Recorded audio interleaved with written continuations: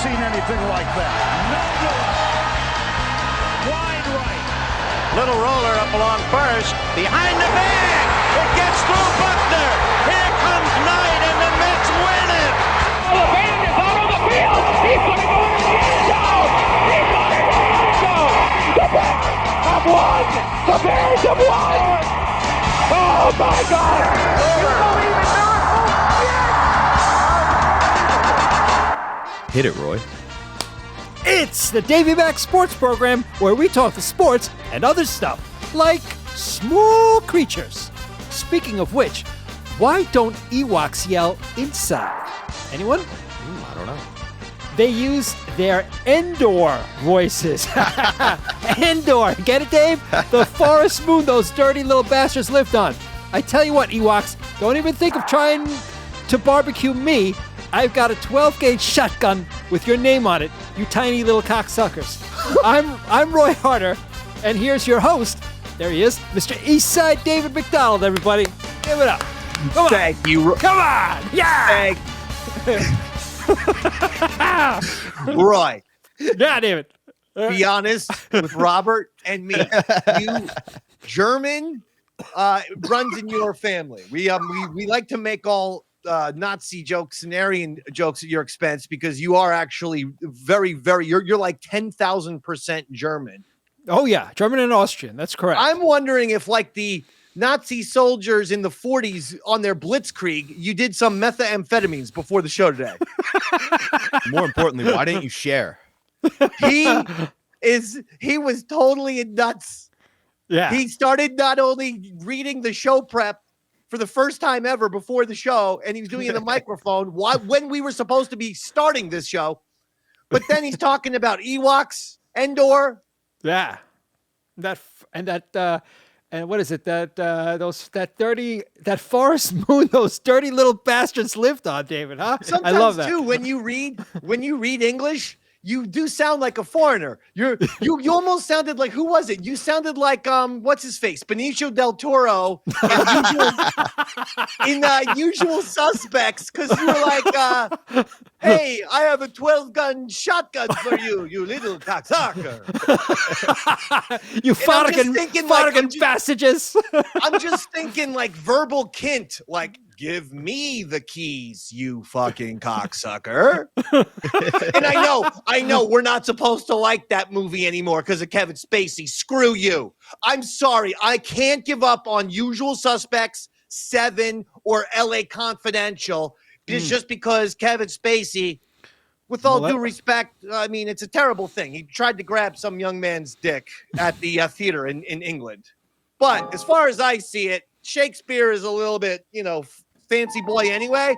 I thought that's part of how you the process of Shakespeare is a lot of dick grabbing and stuff like that. It's, How they get into character. I got you, David. Yeah. I mean, don't get me wrong. Like, some of the Shakespeare is good, Richard III, but a lot of it, the Romeo and Juliet, I gotta tell you, yeah. I felt it's been done. It's been done, right, Dave? Well, it's just with Shakespeare, the Romeo and Juliet, the little Pedophilia? Gay. Okay. Yeah, I could see it. Not that there's anything wrong with that. My favorite line of that whole entire play is when he, let down your hair, let down your sweet hair, and then he climbs up the tower and up her hair. That's Rapunzel. That's fucking Rapunzel. That's not Shakespeare. Are you going to quibble with me? Are you going to quibble with me, David? We are going to start right now. We are not going to play quibbles. Robert, I had something to say, though. Oh, I just wanted to say the expressed views of Davey Mac don't represent the entire Davey Mac Sports Program. Oh, yes, when it comes to you grabbing a dick to get ready to perform. I just want to throw that out there. That's not what I said I do. It's what they do in Shakespeare British theaters. And I think that's like part and parcel of being a Shakespearean actor is being bisexual, I'm pretty sure. Like, the second someone's like, I'm a Shakespearean actor, it's not like I'm judging. I'm just like, oh, okay. It's like, where art thou, mister? to be or not to be. It's like, Okay. how about pushing it up a little bit? You know what? Now that you clarified, you do represent the views and express points of the Davey Mac Sports Program. We all can get on board with that. But anyway, Bunch of British queers. Okay, easy. But it's been a very big week for the Dave Man. Oh, Very big week indeed, because the New York Football Giants finally made a move regarding their front office, regarding the New York Football Giants leadership. And that is that head coach Brian Daboll has been fired. Oh, You're fired. Now, that's the good news. Here's the bad news. General manager Joe Schoen has retained his job somehow. And John Mara is telling people Joe Schoen will lead the search for the next Giants head coach. Excuse me. Time out. This is not just a coaching thing which has led the Giants into being atrocious for 3 straight years. Is everyone aware that the Giants have started 2-10, 3 straight seasons? 2-10. 2-10. So when you start 2-10, you just destroy your whole fan base's hopes, dreams. I mean, you literally kill your fan base's joy for not just football, practically for life. At least between the months of September and January, you've destroyed all these people's hopes and dreams. They're just walking around miserable because the mistakes are so obvious with the Giants. Yeah. And yet I don't know if it's the cancer that John Mara is battling. I'm not making fun of it, but I got to tell you, it makes no sense to fire Brian Daboll and not fire Joe Schoen. They both must go. First of all, they both came in together. Joe Schoen hired Brian Daboll. Despite no head coaching experience, it's all of this. Well, he worked for Belichick. Okay. Excuse me. The coach before Brian Daboll, his name was Joe Judge. He also worked for Bill Belichick. And he also fucking sucked. Working for Bill Belichick doesn't automatically guarantee you success. We've known this since Josh McDaniels has failed as a head coach multiple times, then went back to Belichick every time as offensive coordinator and had success there. Some people are just coordinators. Some people are not head coaches. Brian Daboll was clearly not a head coach. For Joe Schoen not to recognize that before the season began is totally on Joe Schoen. He has to go. The team personnel is an absolute joke, a disaster, a clown show, a nightmare, a catastrophe every year. Number one, we have a kicking issue. Yeah. Every year under Joe Schoen. Graham Gano, for the last 4 seasons, the Giants kicker has been hurt. Folks, this isn't the $40 million starting quarterback. This isn't the star diva wide receiver. This isn't the playmaking linebacker. This is your kicker. If he's hurt, kick him off the team and get a new one.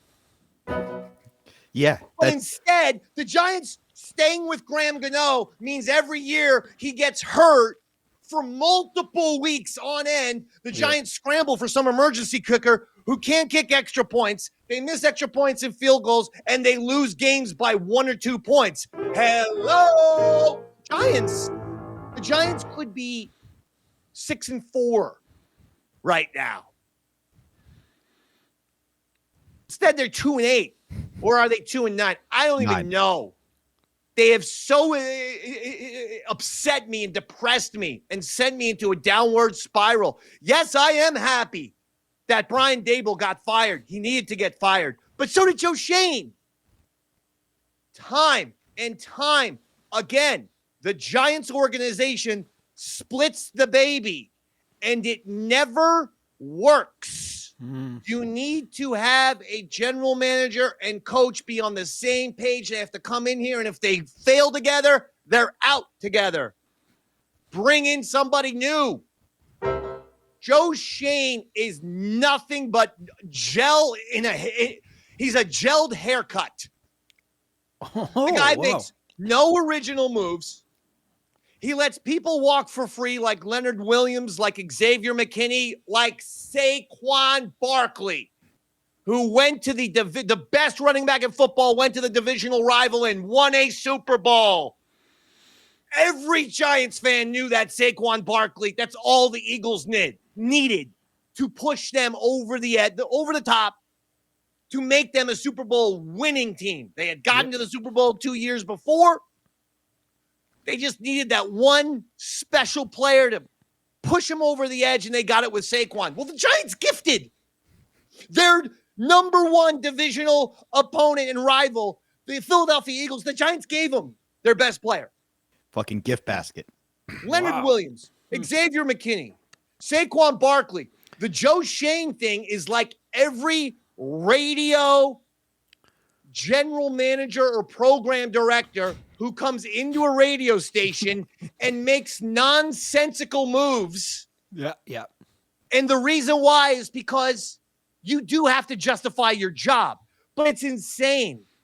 People get a job, and then because other people are watching them, they're like, well, now I have to make moves with my job. So I'm just going to make decisions, regardless of how stupid they are. This is why when we were on, just real quick, radio thing on 92.3 K-Rock, they got a new general manager.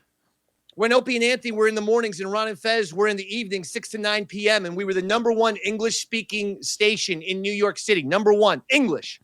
We were number 2 overall. Some Spanish station beat us. But outside of that, Not anymore, in other Dave. words, we beat WFAN in New York, ABC News, 1010 wins. Give me a break. We were killing it. They got a new general manager, and she's like, well, now since I'm here, I'm going to make random moves, like remove Ron and Fez from 92.3 K-Rock at night, despite the fact that we were literally winning the ratings of anything English-speaking in New York City, the number one market in the world. You'd think you'd want to keep that.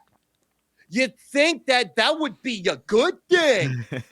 But no, it's what happens everywhere in every business. That's why the stupid bitches who tried to change the Bud Light and the fucking, what's the goddamn redneck store to eat pork chops and flapjacks? Cracker Barrel. Cracker Barrel. That's why the broad from Cracker Barrel, the broad from Bud Light, they get a new job. That wasn't a broad, David. Whoever. We have to change things. Everything is working just fine, but I've got a new job. See, if you get hired, it's kind of weird to be like, okay, I'm brand new. What are you going to do? Bring to the company? Nothing. Yeah. Status quo. But at the same time, then why hire someone new? Yeah. That reminds me, David, I am currently looking for a new position as a radio program director. If you know of any leads, I just got let go. Thank you. Continue, please.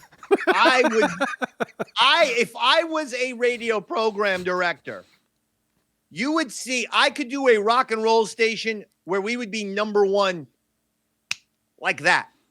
Because the failure of so many businesses, and that's not just radio, it's sports, it's everything, is to not have creative people who think creatively up at the very top. Because the most boring pencil pushers, whether it's radio, whether it's sports, whether it's business, the most boring pencil pushers, they don't have an imagination. They can't think creatively. To bring it back to the Giants, Joe Schoen doesn't do anything creative. He just does what every other general manager does. Well, I don't know. Leonard Williams is really good. I'm just going to randomly trade him to Seattle for 2 draft picks, who, by the way, never materialized to the player that Leonard Williams was. And we know this because Joe Schoen did that trade 3 or 4 years ago. In other words, what's the point of saying, I have a good player here? Yeah. I'm now going to trade them for an unknown player or two of the future. Letting Xavier McKinney walk? not even getting anything for him, letting Saquon Barkley walk, not getting him for him. Joe Schoen needs to be fired. At this point, I don't know what to do. John Mara, the Giants organization, Joe Schoen, you're all on the Shizer list. Oh, no. Shizer! You're the ones that we despise her! That's right. We despise her. And, John Mara, I've tried to give you the benefit of the doubt, and I know you're going through a very challenging health issue. So I'm hesitant to have the full Davey Mac vampire fangs out. Having said that, I'm running out of patience. If your health is so bad that it's gonna force you to make really stupid decisions, then you have to give the power to somebody else. You would think if anybody knew the importance of getting rid of the cancer within your organization, it would be Mara right now. Well done, Bobby. Well done. It's embarrassing that they keep doing this shit. They did it the last 2 times. They fire one guy and keep the other guy, and it never works.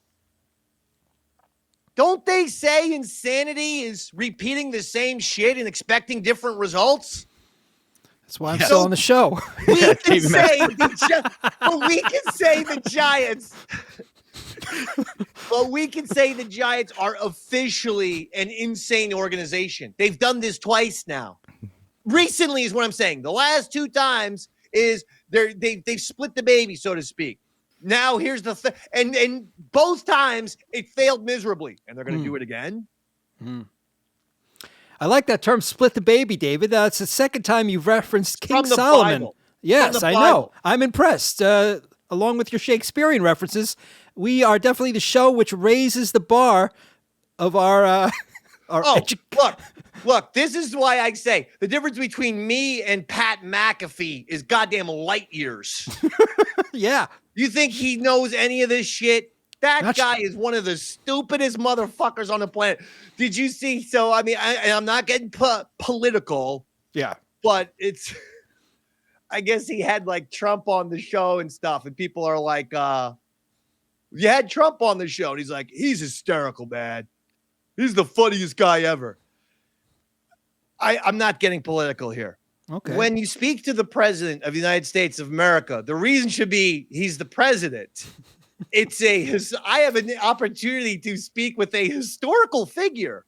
I have an opportunity, someone who literally makes world-changing decisions.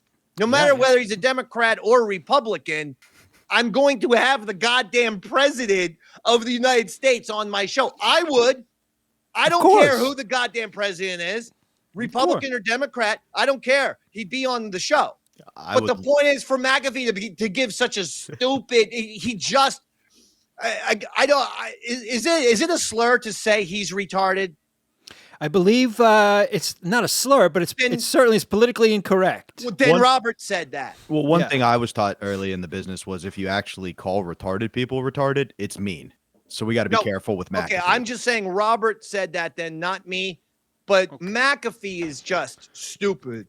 Really, really stupid. I mean, he's at like a $20 million stupid though, David. That's I know. Makes him a lot smarter. Well, no, it was great. It was great. He saw how fantastic Davey Mac Sports Program is. He said, I can rip it off, but on a much bigger level with production and a whole fucking football team of stooges who will surround me and laugh at my little dumb jokes, as opposed to Robert and Roy, who try to sabotage the Dave Man every opportunity they get. I am curious what kind of questions Roy would ask Donald Trump if we had him on the show. I think he would have some very spicy ones. I don't even want to go there. You can't go there these days. Jameis Winston was singing the goddamn fucking Hamilton song. We have a quarterback, and I actually like this guy. Jameis Winston is the Giants' backup quarterback. We have to play him because Brian Daboll, shortly before he got fired as the Giants coach, decided I'm going to try and have Jackson Dart, the starting quarterback. I'm going to try and get him killed. So I'm going to call like run play after run play after run play and just make sure that Jackson Dart gets so many concussions, his brain literally morphs into scrambled eggs. And Daboll just kept doing it and doing it. So Daboll's fired and Jackson Dart is in concussion protocol, which he might not even start this week. That's how badly Brian Daboll banged that kid up. Wow. Can we also talk about the fact that they definitely rushed him getting examined for a concussion earlier in the season and have already been fined for it? It's insane how Brian Daboll kept treating Jackson Dart, which is, I don't know why he thought he was Brandon Jacobs, who was the Giants' old, 6'5", 280-pound running back. Dude, he's going to die. Yeah. And that's exactly what happened. But anyway. Gave him the Tua treatment. Jameis Winston, they say, how does it feel to be the starting quarterback? This is earlier in the week before the Giants played the Packers yesterday. This is earlier in the week. And Jameis Winston broke out into a Hamilton song, Roy. Here you go. What do you want fans to know about you? I want fans to know that I'm going to do my best. Obviously, I'm going to have fun, but I'm going to execute, have a surgical execution, and just play ball, man. Like, this is something I've been doing since I've been 4 years old, and I just get to do it in the greatest city in the world. I'm going to be saying it with my son. It's the greatest city in the world. Yeah, that's a Hamilton reference. If y'all don't know. Yeah, 10-year reunion. He's okay. Okay. I mean, that guy, he did it's the greatest city in the world. Yeah, he might be a good guest for the DMSP, David. He's willing to go into song. Robert, hunt down Jameis Winston and get him on the show. Roy, can you cook crab legs? Crab legs. Yeah, Robert, he loves crab legs. All right. Can you get him? I'll see what I can do. All right, good. If Roy can cook crab legs, that's literally one of his. No, this isn't even a joke. He got busted stealing crab legs. I know. Florida State. Now it's in his rider for any interview he does that they have to provide it for him. It's a joke that he embraces fully.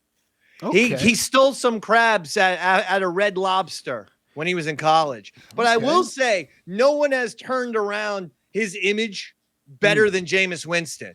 He was like, when he came out, he was like being talked about like, we might have a new OJ or Aaron Hernandez type of situation because he had a couple run-ins with the law, but they were minor, taking crabs at a Red Lobster as a 20-year-old moron. Oh shit. But I mean, he went to the buffet and it's like, it's an all you can eat buffet. So he thought he could take the crab home. And they're like, no, that's technically shoplifting. And he's like, I mean, I'm kind of with Jameis on that. It's a little gray area. I mean, he should be. I don't think Davey Mac hasn't done shit like that his entire life. No, David. I go to a free buffet. Yeah. I got 3 goddamn things of Tupperware that I bring in there to any of those all-you-can-eat buffets. I fucking get my meals for the whole week. Every time I order a fucking pizza pie, you got 2 slices in your goddamn jacket pocket, David. Inside pocket, I got too. No issues whatsoever putting food in any of my pockets, jacket pocket, jeans pocket, sweatshirt pocket, inside pocket. You've never ever freaked out someone and or bemused them at the same time when you're like at a bar and someone all of a sudden goes, I'm hungry. And you literally reach into your inside pocket and take out a chicken finger. And be like, hey, hold on. I got something for you. Here you go. It worked. Now, half the time they will not eat it. They'll be like, okay, that's thanks. But sometimes no they'll be like, you know what? Fuck it. I feel like if you added Ziploc baggies, you could pick up women that way. But if you just pull a chicken nugget out of your pocket without any covering, they're not going to eat it. What bars have Ziploc bags sitting around? You didn't buy the nuggets at the bar. No, I got like chicken tender, but I don't eat them all. I just eat like one so that I don't want to be full when I'm drinking. No, of course not. So I'll have 1 or 2. But I don't want to waste them, and I will be hungry later. So I'll put the rest in the various pockets. That's why I wish the cargo pants hadn't gone out of style, because cargo pants and cargo shorts were Davey Mac's best friend. There was goddamn chicken nuggets, mozzarella sticks, little goddamn appetizers in every single pocket, pretty much. He's not. I was like, I'm like the Rambo of apps. You're a walking TGI Fridays. And the good apps. The Food, good apps. not the shitty apps that just make you angry, like Twitter. Yeah. So Jameis Winston goes out there. He plays brilliantly. I mean, Jameis was great. And in fact, the Giants, Giants trailing 19-13 late in the game because the defense let up a late touchdown. Shane Bowen, the defensive coordinator, that's the other guy that I can't believe they didn't fire. The three guys they needed to fire on Monday, and they only were 1 for 3. It was Daboll, it was defensive coordinator Shane Bowen, and their general manager, Joe Schoen. I don't know how Shane Bowen escaped, unless they're thinking it's going to be too much of a clusterfuck to get a totally new defensive coordinator. You can't fire the whole team at this stage. You can't fire the whole staff. But, but you do have to kind of send a message that, like, this guy, this is just his second year with the Giants. They've been terrible under the entire reign. He is legitimately not an NFL defensive coordinator. Legitimately.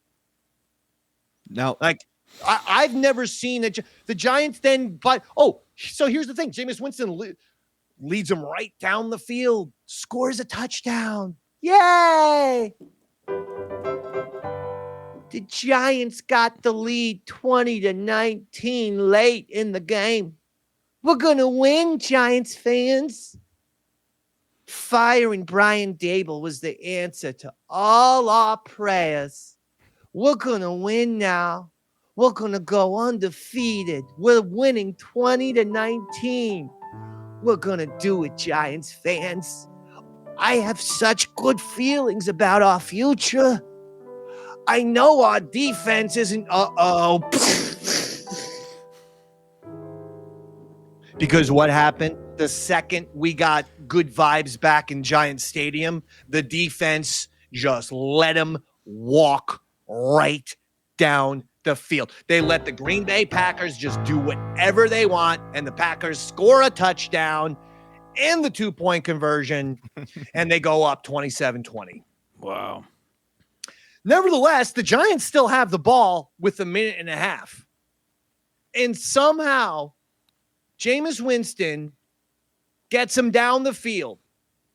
And then late in the game, with an opportunity for a touchdown, goes back for a pass. He throws game-ending interception.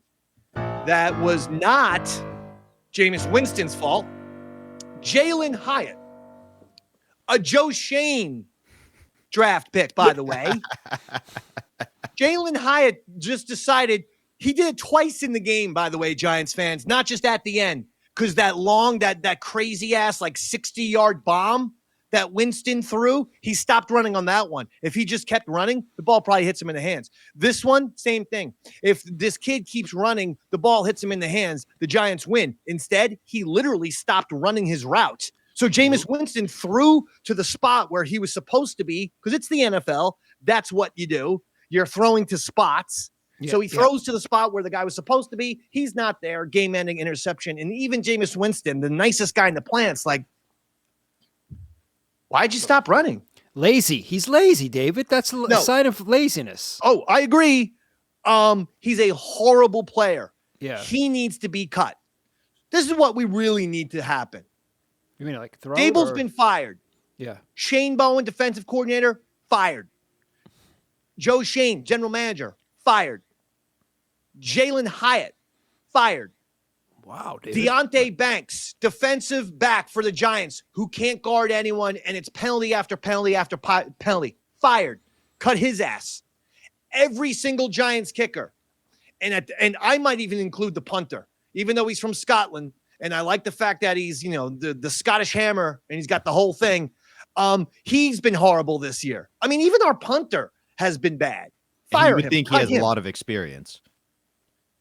The Giants have a lot of cleaning up to do. And you know what? Let Kafka coach till the end of the year, but do not even think for a second of making this interim coach a guy like he is actually like the poster boy for what an interim head coach looks like. No personality, no pizzazz. There's just nothing there. I mean, nothing. Looking at Mike Kafka, I feel like I'm just looking at a big stick of Elmer's glue. It's like, it's just nothing there. It's nothing that's going to get me excited. It's just cardboard personality. Yeah, he but also delicious. And I will also add, in the press conference after the show, anytime someone asked him, how'd you think how Jameis Winston played? Here's his response. Well, tomorrow I got to watch the tape, and I will watch the tape and then I'll evaluate. Then the next guy, hey, coach, for the 6th time this season, your team was up in the 4th quarter and your defense yet again let a team march right down the field and score.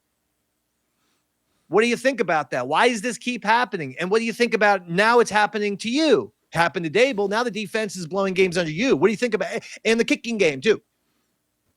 Got to watch the film. I got to watch the film, and I got to watch the tape, and I'll talk to you about it tomorrow. But I got to watch the tape first. You know what screams to me? Hi, I'm a brain dead asshole who's completely gutless. You know what screams to me? Saying I got to watch the tape. I don't have the balls to give you an opinion of the game that was played right in front of my face just seconds ago. A game where I was watching from the sidelines. I don't have the guts. I don't have the integrity. I don't have the fortitude to go out on a limb and speak publicly. Because once you speak publicly, you're on the record, right? That's right. So if he's like, oh, the defense let us down, well, now it's, oh, Mike Kafka is criticizing the Giants defensive coordinator, Shane Bowen. Well, so what? Shane Bowen needs to get criticized. But half of Mike Kafka's answers were, I got to watch the tape and then I'll make an evaluation. Forget you then. Forget it. I don't need it. I don't need these new coaches who are so dependent on analytics and watching the tape. They can't and the same thing with general managers, that they can't understand the football that's being shown right in front of their eyes. The football that's being played right in front of you. Watch the game. Decide who the best players are. Keep them. Identify who the bad players are. Cut them. It's not that hard. But everyone wants to be Moneyball Brad Pitt, and then it's all sports. It's not just baseball. I'm convinced that the Brad Pitt movie has had an insanely negative impact on pro sports because every general manager is this nerd, sabermetrics nerd, who really doesn't understand the sport they're actually being paid very well to run. Yeah. And people miss the big picture. What changed about the Oakland A's wasn't necessarily that sabermetrics was so good. It was that they were changing from how everybody else was doing something. So they found an advantage. Like if you think about who's won the championships in the major sports recently, the Dodgers took the Yankees model of just spend as much money as you can. That's not sabermetrics, but that's different than everybody else in baseball trying it. The Warriors dynasty. Now we're going to sling threes. It's different than what everybody else was doing. Well, let's remember with Moneyball, they conveniently leave out that they had Zito and Hudson and probably the best pitching rotation in the American League at the time. Oh, so absolutely. That was one thing that Moneyball didn't address, and it is why they got to the playoffs. So basically, but they should have addressed it because Brad Pitt should have said, hey, we have the best pitching staff in the American League, so we just need to get 3 or 4 runs a game. How do we do that? Yeah. Get some guys who walk, and then a couple guys who hit home runs. We'll get those 3 or 4 runs a game, and with this pitching staff, we'll win. And that's my exact point. Somebody who knows the sport and is watching the games saw sabermetrics and went, this will work for the sport of baseball. You still need somebody with knowledge of the sport to come in and be like, this will work for us. And but every team should have a very specific way they're doing things. What works in Oakland does not need to work in New York. See, the Yankees don't have to play Moneyball because they have money. They have all the money to spend. So that is why Brian Cashman is a failure, because he does that sabermetrics BS when he has the checkbook to go, who's the best right fielder right now? Who's the best third baseman right now? And I'll go sign them. And it's the same thing with Joe Schoen. Joe Schoen doesn't understand that you have to keep your best players, not just for the fact that it's just smart football strategy, but there are fans who watch your dumb team play, idiot. And you know how many 26 Saquon Barkley jerseys were sold? You know how many Leonard Williams jerseys get sold? Love. That's the other one they let go. I mean, they have so many good players that are on other teams. If Joe Schoen kept the Giants on their team, Love, Saquon, McKinney, Leonard Williams, I mean, my God, they have like a super team. But he doesn't get that. He thinks the second your team, is either 500 or below 500, I have to make trades.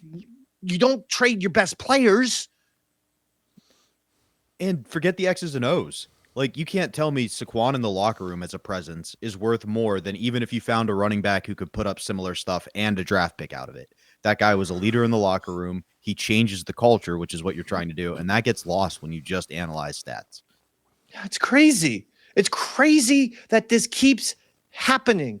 It's crazy. I mean, maybe this is one of the bigger indicators to me that America is going to hell in a handbasket.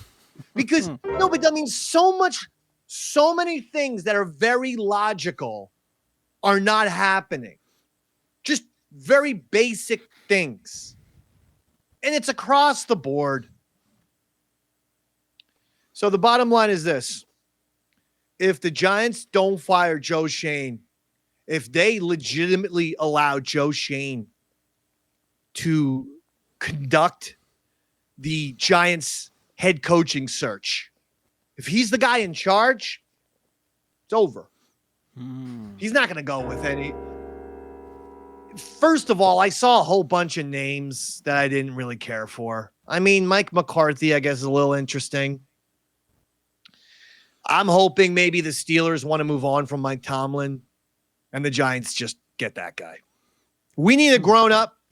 We need a guy who's a grown-up in the building who can talk to the players and talk to the media and have respect and not be like, I got to watch the tape to formulate an opinion, even though I was standing right on the field and I had the best seat in the house for the whole game. I don't know what I just saw, apparently. I got to watch the tape. So I'll tell you all my opinions about the game 24 hours from now because I got to watch the tape. By the way, jerk off, I got to watch the video. There haven't been tapes since 1992. And there's such a better head coach way of saying that. Like, we've all heard coaches get out of making a comment on something, but in a way that makes them seem like they know what they're talking about. Like, oh yeah, it does seem that way, but in the last 2 minutes, everything gets magnified. So right now it feels like this, but let me look at the tape or the video and I'll get back. But no, just I got this guy's got no vibe. Trust me. The only thing he's got is that he's tall and bald. And so he's kind of striking in that category. But then on game day, he wears a hat. So I actually think like the best thing he's got going for him, because he seems like he's like 6'5", or he seems huge, like a gigantic bald man. That actually should be his gimmick, but he doesn't. He doesn't go with it. He puts the baseball hat on. He's out there hat fishing people. You know who I think should take over for the Giants, Dave?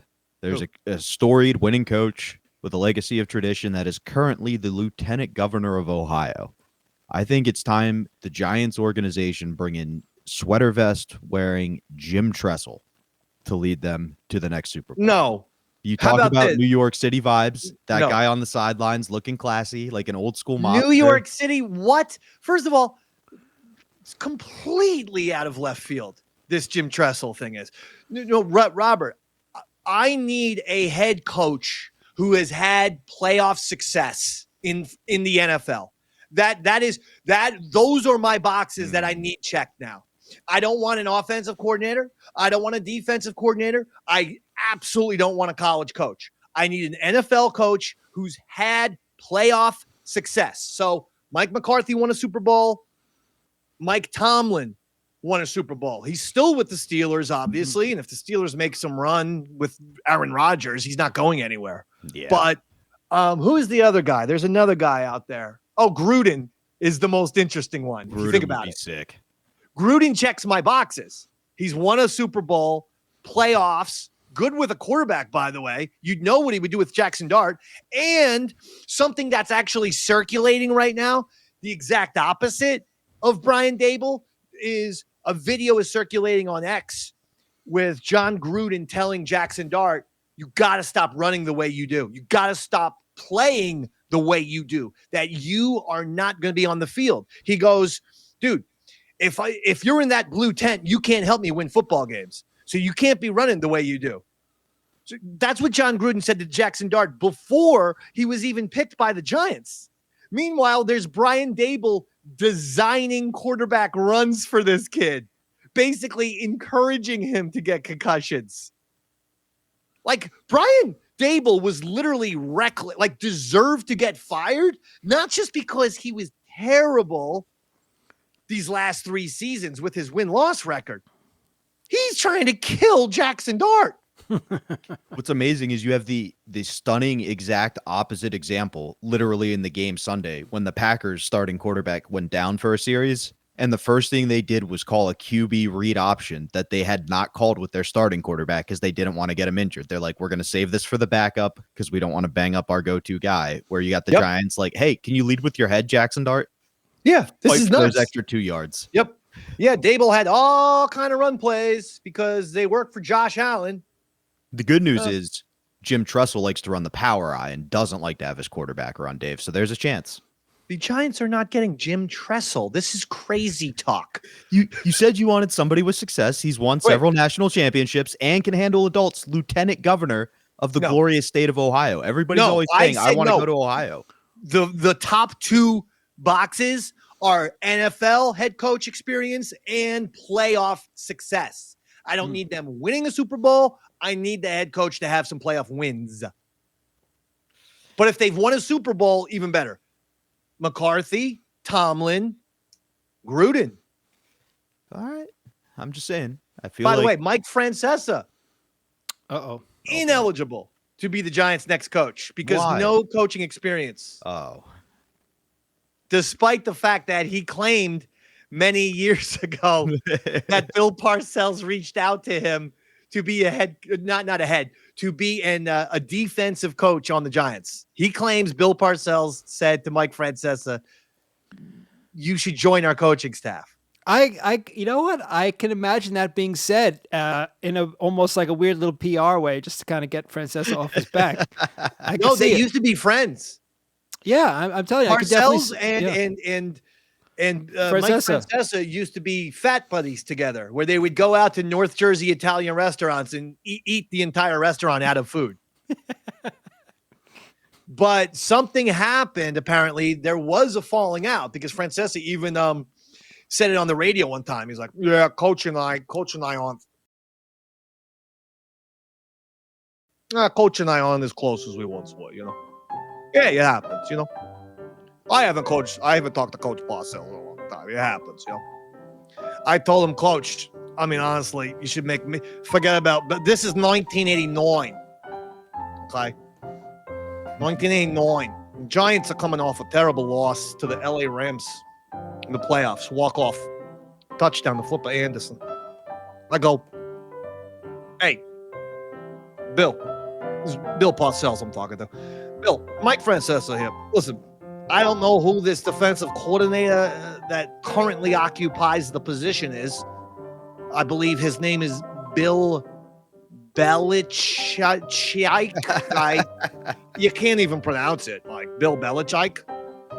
Well, whatever happened, Flipper Anderson just had to walk off a touchdown in overtime to beat us in the playoffs. So what do you say? Mike Francesa joined the team? Just giving you my 2 cents. Okay? Mike Francesa claims that Bill Parcells reached out to him. I can't imagine that was the case. And I would say maybe that's what led to the falling out, that Bill Parcells realized that Mike Francesa isn't always truthful.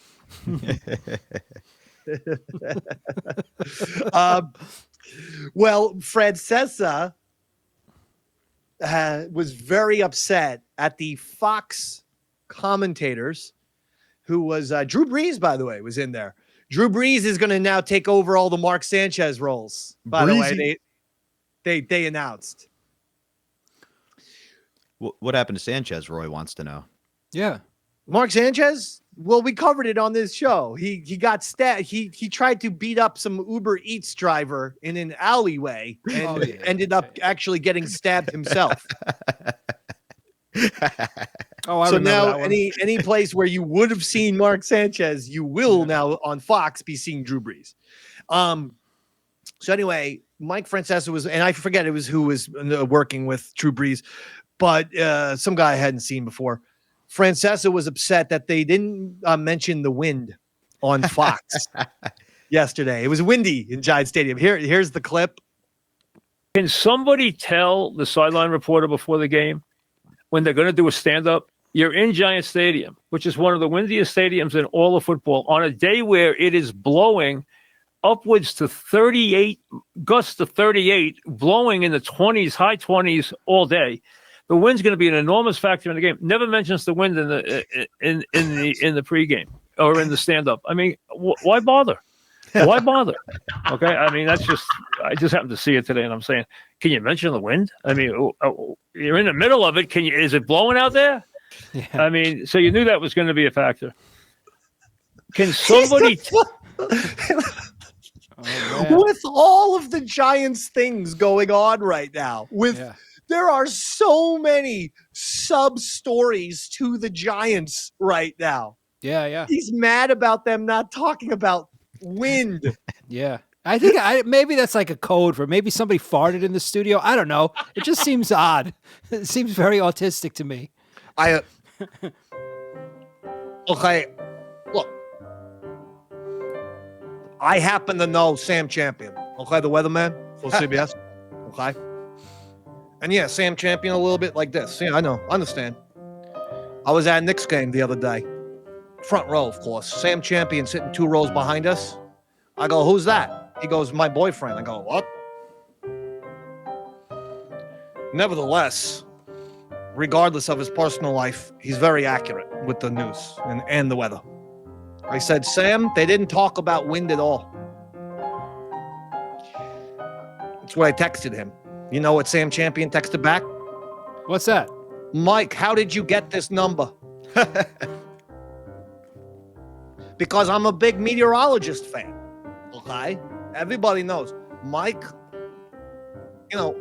something that I fantasized about, Hi, everybody. Mike Francesa, the weatherman here. Hey, look, in Cleveland, it's going to be sleet, 48 degrees, okay? Degrees 48, sleet it's going to be here in Cleveland. Make sure you wear a coat, things like that. Hi, Mike Francesa here. If you're in Florida, you're in luck. Sunny skies, 85 degrees, humidity at 0%. Get out there. Okay. Oh, if you're in California, okay, the air alert, wildfires. Okay. It's on fire, like the New England Patriots. California's on fire, like the Pats. 9-2. The Pats absolutely in fuego right now. Just like the west coast of California, in fact. There's a possibility of a tsunami in Japan. Okay, this is the global weather. Okay? So just if you're Japanese, I don't know. Like, make sure you got your swimmies on, you swim, put a bathing suit on, I would imagine. That's the thing about tsunamis that I never really understood. It's like, here comes a bunch of water, right? Just swim in it. Why do you have to drown? Okay? Some people said it's the force of the water. I don't know about that. Okay, Sam Champion didn't tell me anything about the force of water. I don't think that's meteorology right there. I think that's physics. So you can't expect me, Mike Francesa, to know everything. Okay. In fact, I know very little. I'm Mike Francesa. Fuck off, America. Weather Mike. Mike is mad at the wind.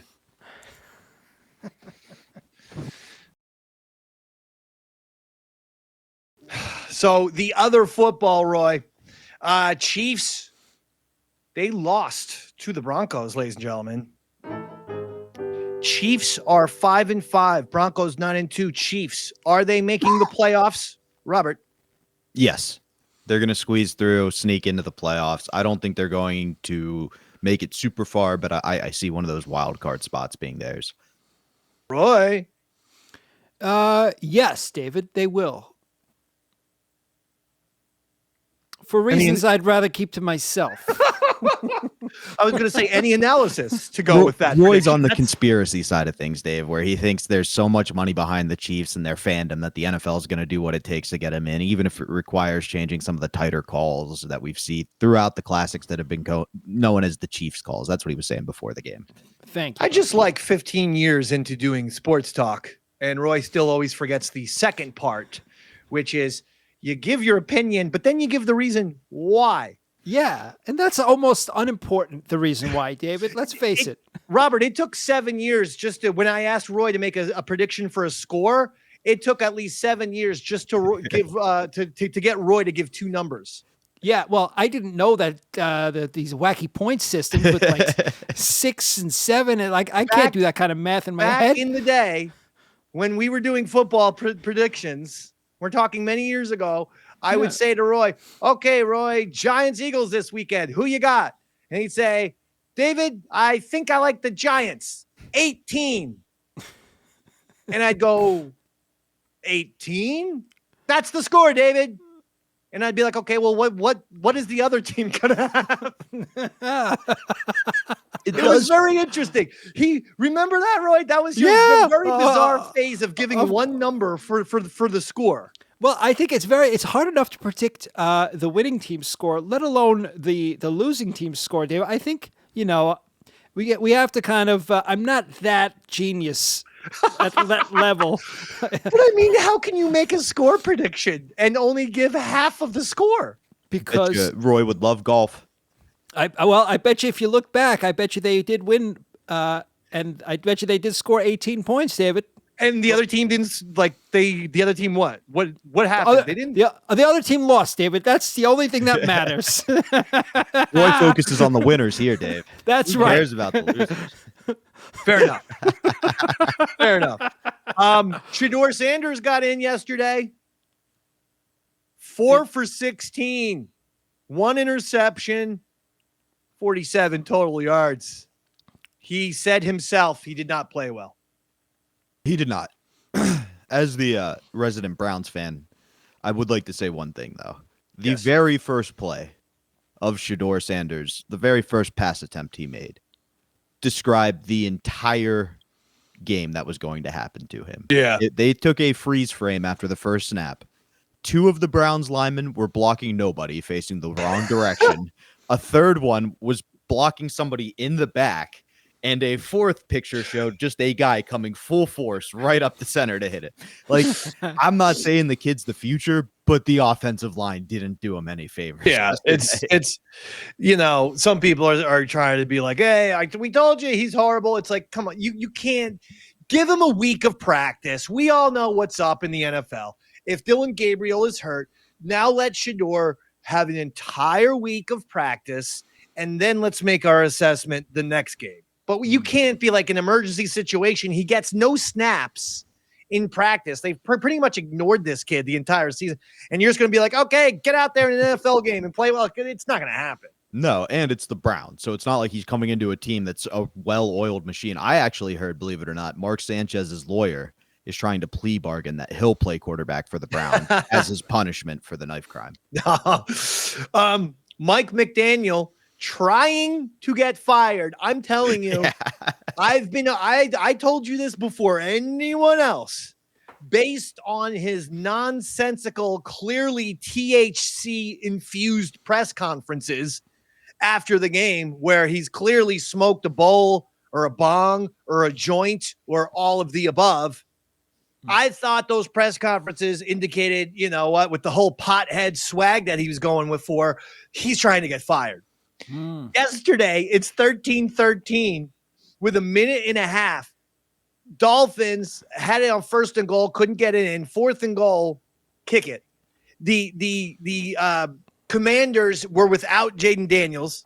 They had Marcus Mariota. So you know what? You go up 16-13, 90 seconds left. Marcus Mariota, you're winning the game. All right? Like, kick it. McDaniel runs the ball, the worst, most obvious run play. Just here, going to hand it to the running back 5 yards behind the line of scrimmage. So he just simply runs into the line of scrimmage and gets hit by 4 defensive linemen. I hate that play, by the way. I don't understand why, if it's 4th and 1 and you need 1 yard, you don't put your best running back under the center, not shotgun, under the center to get the snap from the center and just lean. Just power your way for 12 inches or a yard. That's all you need to do. That's all I would be doing if I was the head coach. Nevertheless, the Dolphins somehow blow it and still win in overtime. And I actually watched the Mike McDaniel press conference, and he did seem disappointed. Yeah. That his team won. He wants to be fired. It feels like that South Park episode where they're trying to lose the Little League so they can end it and enjoy their summer. He's just trying to lose, and the other teams are better at blowing it than he is right now.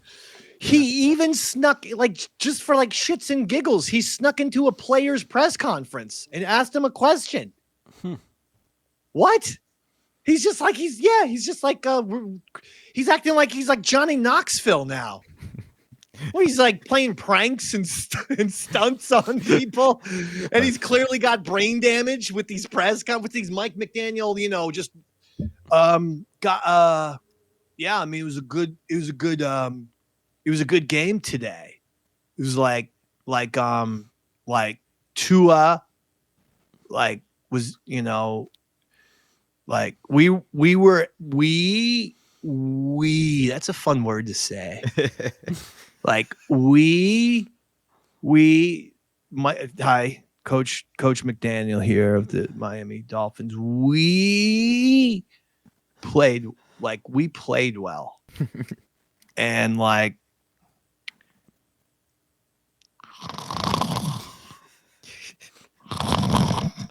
Coach McDaniel. Yeah, okay. So like sorry. I was like, does anyone have like some Sour Patch Kids? I'm a little hungry. I'm a little hungry.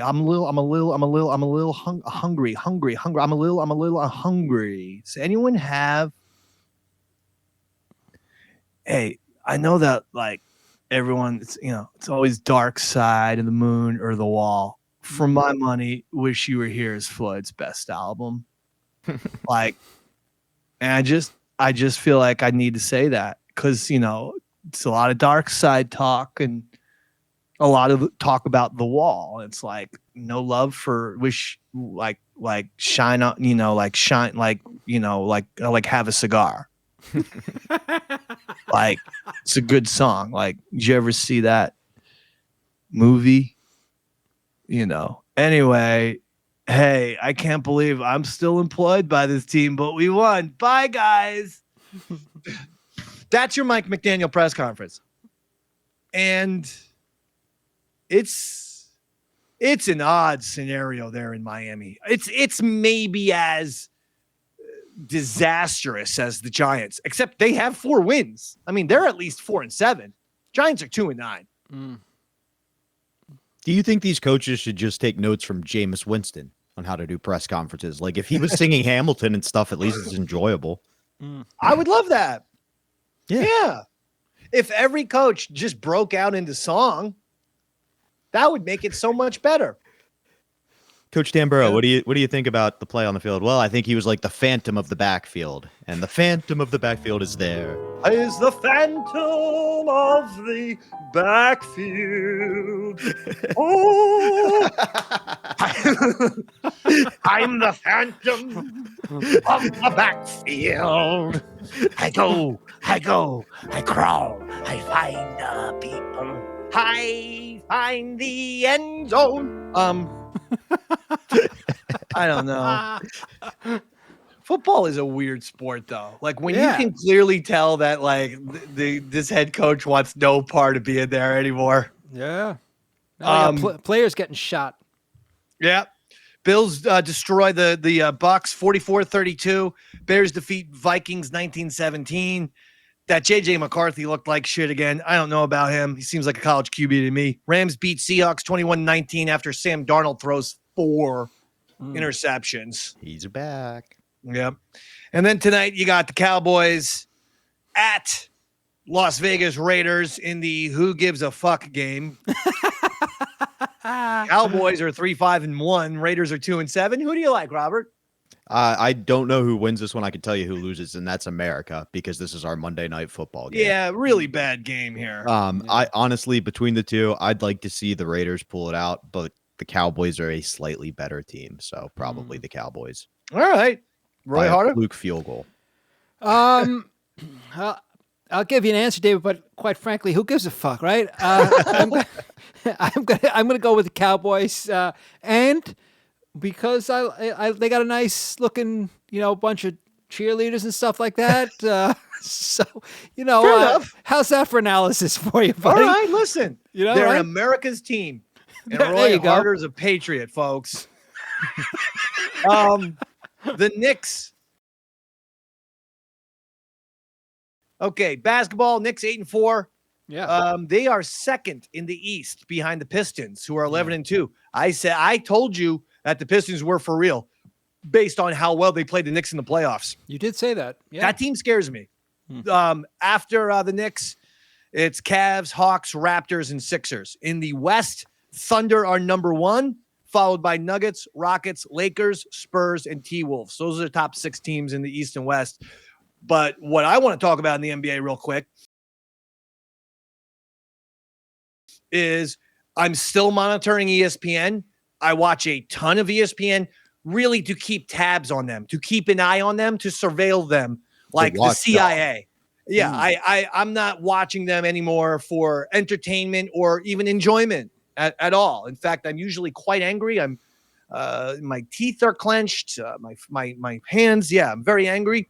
So since that story broke, the NBA gambling story with Chauncey Billups, Terry Rozier, it's totally disappeared.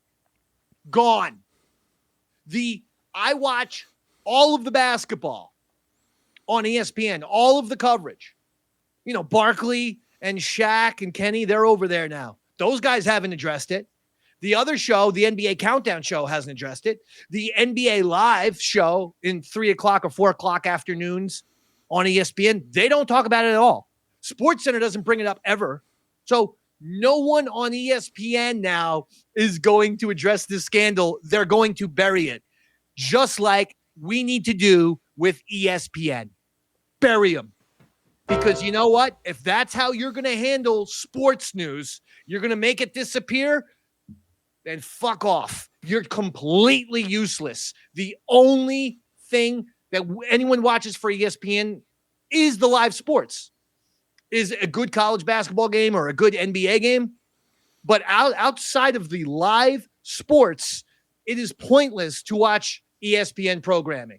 SportsCenter, First Take, Get Up, NBA Live, NBA Countdown, NFL Live, all of those shows, none of them, obviously the NFL is not going to cover it, but the other ones, none of them have discussed the gambling scandal, which really is a big deal. You have to understand, fans have been saying sports is fixed and the NBA is fixed for the last 3 or 4 years. Now we have information that guys are fixing stuff.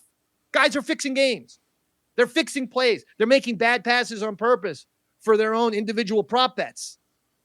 If ESPN is going to bury that story right now, they will lose credibility for me. And honestly, they should lose credibility for the rest of America forever. This is the story. This is the time to cover this story like it's Watergate. Because for sports, it is.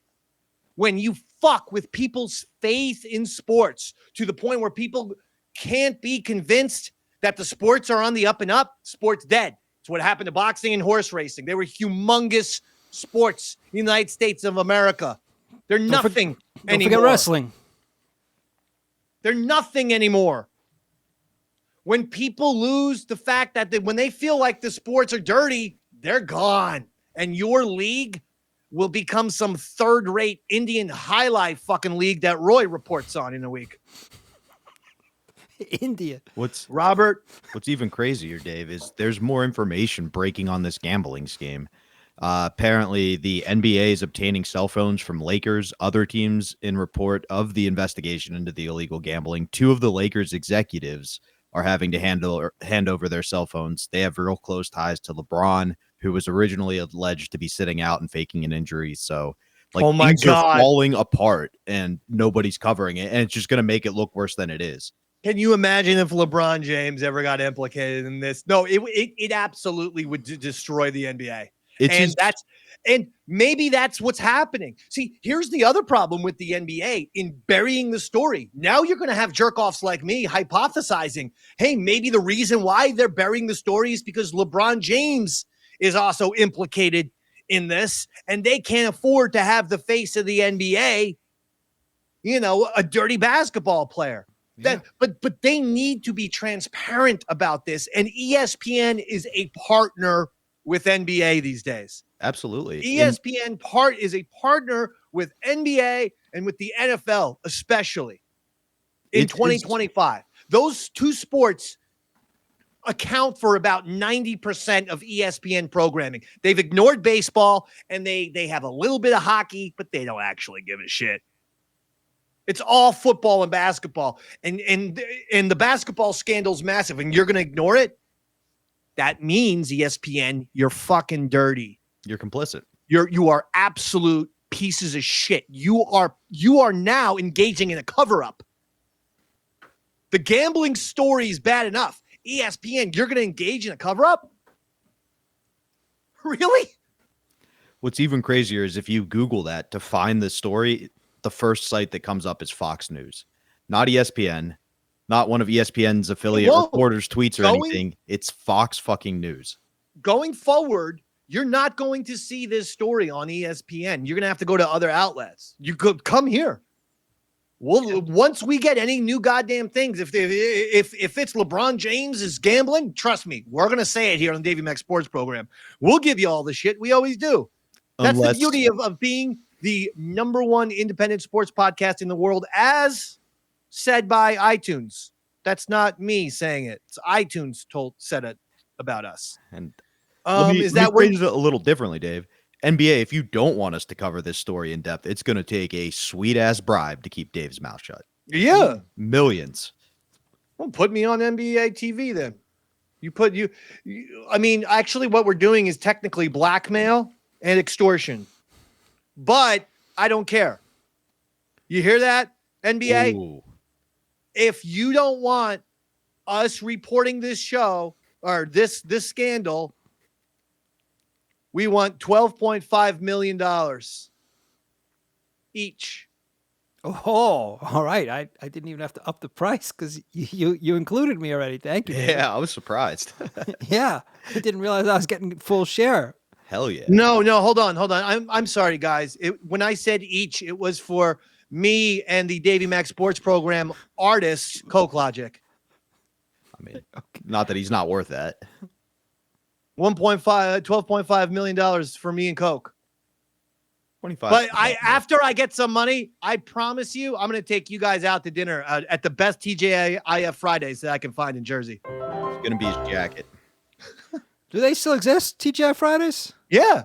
I just went to one the other day. It was the most depressing thing I've ever done. I went to a TGI Fridays by myself and had lunch and nice.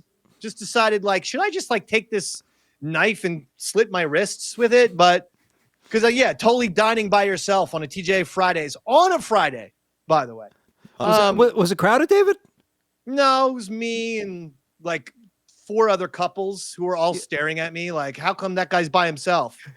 Unfortunately, Dave, the knives at TGI Fridays aren't sharp enough because they No, know I know. people That's go what I was there saying. with that explicit decision. Yeah. No, I was sawing my wrist with the goddamn TJIF butter knife for like an hour and a half, and I'm like, well, this is pointless. I didn't even get couldn't even get blood. They know. I That's just why made people like go. a irritated red mark on my wrist for that whole time. So as far as suicide attempts go, it was like a New York Giants type of effort. Just total failure. Total failure. So I mean, that's just the deal with the ESPN. I'm not cool with the fact that they've gotten so dirty. I'm not. And the reason why they'll always have a guy like McAfee and not an actual Davey Mac is because McAfee is stupid and he can't think with nuance and complexity. I'm sorry, it's the case. He's fucking dumb. And so I'm someone who does have a little bit of a perspective. I play dumb sometimes. No one has played dumb better than me. That's maybe true, Steve David. Martin. But most people don't play dumb as well as the Dave man. But actually, I graduated with a 3.5 GPA from Monmouth University, magna cum laude, which means with honors. I'm intelligent, and I'm telling you, this ESPN shit is embarrassing. And we would never get hired by ESPN because we would talk about it. Because that's the other thing. McAfee, besides being stupid, has got no guts. Wow. Well, how can these ESPN heads, like none of them has balls? None of them's like, hey guys, whatever happened to that gambling scandal? Shouldn't we talk about it? Shouldn't we at least give an update? It's one of the biggest stories in sports, or at least it was 2 weeks ago. Isn't it really suspicious how much it's fucking disappeared? It is quite odd, David. Maybe they're still in the investigative phases. Maybe we're going to hear a lot more about this. ESPN's not. They're in the bury it, hide it, ignore it.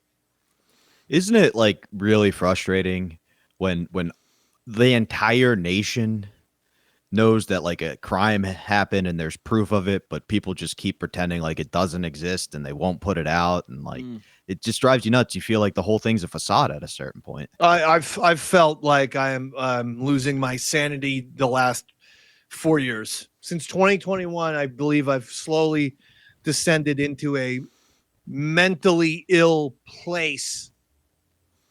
It's crazy. I just can't prove it. Like I can't prove it. ESPN, when they were trying to buy the NBA rights, was like, we will definitely put this gambling scandal out there, and anybody who's involved in it, we will arrest. And then they got in charge, and now they're like, what gambling scandal? That doesn't exist. And you're like, didn't you say you had the list of the gamblers on your desk a week ago? Yeah, it's dirty. Finally, and I think Robert was going for an Epstein thing there, Roy. Thank you. Thank you, David. Well, usually I thought Roy would have understood. Yeah, I I missed kept that looking one. at him like That one went over me, man. I missed that one. I like to play the role of I hate everything that comes out of Robert's mouth. But then Roy, you're supposed to laugh. So Yeah, I caught the Epstein joke. Yeah. But then I'm like, where's Roy? And I was missed like- it. Roy's I usually the missed that. fastest. I even doubled down and made it more clear. I was like, God damn. The Epstein thing, it touches a nerve. It's too Oh too my close. God. What? Oh, sorry, Wait, David. how? Never mind. I've said too much already. The Epstein thing touches a cock, more like it. Oh, guys, listen to this. Natalie Zabalski just gave us an email. Do you think this is legit? Hi, I'm a big fan of Davey Mac Sports Program. You sound good. I like you podcast. We can make you podcast money. What say you? Say yes. Email me. Yeah, Robert. Because this ain't a scam. Hey, Natalie Zabalski, it's your show. I'm sorry. I'm a stickler for good grammar. I am a teacher. Certified. Are you really, David? Haven't gotten a chance to teach yet, though. But are you certified? I didn't tell you. No. I got my New Jersey certification. Congratulations, David. That's wonderful. I'm excited for you. And the classrooms that you're going to be entering. Yes, I've gotten I have callbacks for 2 different school districts right now. Oh, are you going in as a sub? Sub. Nice. And man. one of the things that I plan to teach them is I'm going to go, hello, class. My name is Mr. McDonald. And today we're going to learn all about Raiders of the Lost Ark. There you go. Yeah. I'm going to be the coolest substitute teacher of all time. I'm going to be like fucking Robin Leach in My So-Called Life. And that's fucking all kind of references that you and 3 other people got. But those 3 other people are loving that reference. I'm going to be more popular than Dustin Hoffman when he was a substitute teacher on The Simpsons and Lisa fell in love with him. That's how good I'm going to be. Hi, kids. Today I brought candy. Hey, kids, stop punching me. Hey, modern day kids, why are you punching me and filming it? Oh, no. Modern day kids, you're the worst, I guess. Yeah, modern day kids, I'm going to fucking choke your asses out. Put that shit on Snapchat. See how fucking long that fucking shit is. I'll kill you. I'll kill each and every one of you kids. Don't fuck with Mr. McDonald. I will fucking make your life a living hell. You won't get into any goddamn college. Okay? So kids, are we going to watch Indiana Jones fight the Nazis, or are you little brats going to try and put me on blast on your little Snapchats? Which is it, kids? Man, I'm thinking about going back to school just to watch you in action, David. Yeah. Oh, I'm going to go for the Jack Nicholson in The Shining. I'm going for crazy guy. Because I watch some of these videos on X. It's straight up frightens me what these teachers have to deal with. It's like going into Vietnam over there. You got to bring a bat, dude. You got to pull Joe Clark that shit, man. Bring a bat to your class. Like, you know? I'm going to go in on day 1 as like the fucking like crazy guy. Like, don't screw with that guy because he'll actually like take something out and like kill you with it. Yeah, he's got nothing to lose. Now, he's got less to use. You're going to get in trouble if you hit a kid. But if you treat it like prison, you find the biggest teacher at the school the first day and you go up and you punch him, the kids are all going to love you. That I might do it. I'll find the gym teacher. I'll just break his ass. No, it's a lesbian, David. You can't fuck with the gym teachers, dude. It's like a volleyball slowly coach. go down the line until you end up with an English teacher. Yeah, that's more like it. Yeah. Or the art teacher. Finally. Baseball, Aaron Judge wins back-to-back MVPs. Some people were upset that Cal Raleigh didn't win the MVP over Aaron Judge. Here's what I have to say about to those people. Go fuck yourselves, okay? Aaron Judge became the first player to hit 50 home runs and win a batting title in the same season since 1932, since Jimmy Fox did it. No one had accomplished what Aaron Judge accomplished in 90 seasons. What I need you to understand is when we say that, we're saying that Aaron Judge did something, since it goes back to 32 or 33, Aaron Judge did something that Joe DiMaggio didn't do, Ted Williams didn't do, Willie Mays didn't do, Hank Aaron didn't do, all the way up until modern day times. Barry Bonds didn't do, Albert Pujols hasn't done, Shohei Ohtani has not accomplished. No one in the last 90 years won a batting title in a year where they hit 50 home runs. Aaron Judge is so far and away the best hitter in baseball, it's not even funny. It's not Ohtani. I know the Ohtani sycophants just love the Aaron Judge is a better hitter than Ohtani. Now, if you want to talk, if you guys want to bring your case about who's the better player, okay, that's a debate.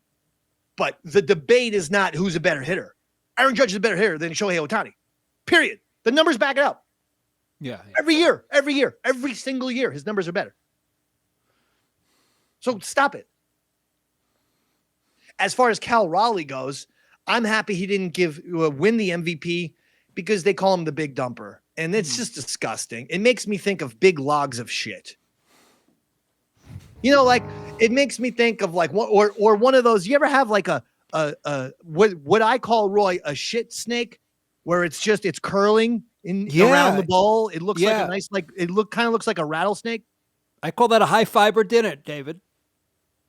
Okay, I call it a shit snake, and I take pictures of it and I put it on a new website called daveshits.com. Shitsnakes.com, yeah. But Judge deserved that MVP. Sorry. Cal Raleigh, tremendous season. Excellent. Judge was better. That's why he deserves the MVP. There you go. And that's it. That'll do it. That'll do it for you this the very MVP of the Davey Mac Sports Program, Dave. That's right. Roy Harter, anything that you'd like to say? Any gigs coming up with your bands, with you and the Sean O? Well, I do have some gigs, but they're not for a few more weeks, so I won't plug those just yet. I do notice on my calendar I have the Modern Day Man show booked for this Wednesday. I was told to put it in my calendar, so I'm just going to plug that. Oh, wow. And is this one happening? I believe so. We just got to confirm. Okay. Oh, is it really? I think so, but we'll throw it out. Oh, okay. Let me make that green then. I thought I was being bumped again, but I didn't realize it was. We're gonna do the Matt Damon Kimmel thing, where we're gonna bump you all the time. That would be a funny. Yeah, let's just rip that off. Well, in that case, David, I will be making an appearance on the Modern Day Man show this Wednesday. You know what, Roy? I just got a text. I think we have to bump you. Oh shit! You got another bodybuilder booked? Oh, that's a shame. All right, we'll check out all of Roy's band stuff. Absolutely, the best. Torpedo and PJ NY. That's the Pearl Jam cover band. The excellent Pearl Jam cover band, by the way. Robert, the December 11th and 12th, I will be in Altoona, Pennsylvania. But more importantly, the night before Thanksgiving, come out to the Harrisburg Comedy Zone. It's Earl David Reed's Night of Laughs for the Children's Miracle Network. Always a fun time. Tickets are almost gone, so if you want to come see that. Then I'll be in North Carolina at the end of December, so check out my info for dates. All right. Well, that sounds great. All right. Well, that will do it. Davey Mac Sports Program, Modern Day Man, Tales from the Satellite, patreon.com/EastsideDave, Yaddle Channel, Eastside Dave TV on YouTube, all the social media at Eastside Dave. And that will do it. Good night, everybody.